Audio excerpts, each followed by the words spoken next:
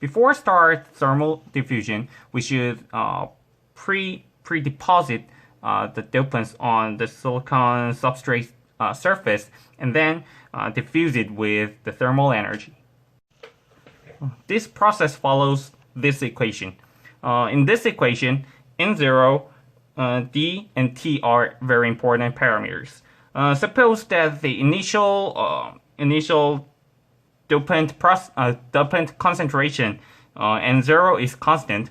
As diffusion coefficient D gets bigger, or this process time T lasts longer, the diffusion concentration at the deep space gets bigger.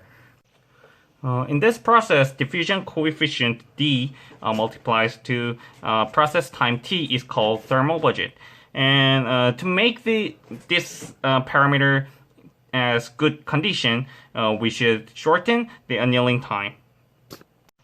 By the process, in this doped substrate, silicon substrate, the distance between the surface and this doped area, the junction between the doping part and the body substrate part is called junction depth.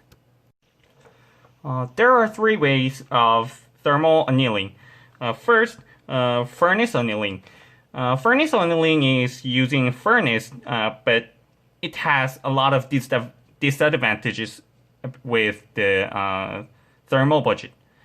Rapid thermal process is faster than the furnace annealing, but still keeps the former's disadvantages.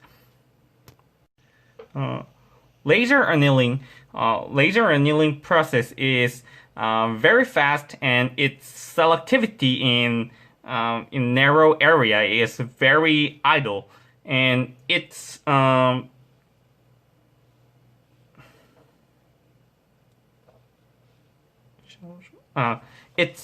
temperature change is very rapid, so it guarantees a good thermal budget. Ion implantation is a process bombarding the accelerated ions on the wafer. Its controllability of dose and depth profile is precise, and the process temperature is low, and also its lateral dose uniformity is excellent, but it's very expensive, and it makes a lot of damage on the wafer surface and causes the amorphization, or making other issues like this channeling. Nevertheless, its advantage with the dose and depth profile controllability is dominant, so we mainly use this process on nanoscale FinFET production.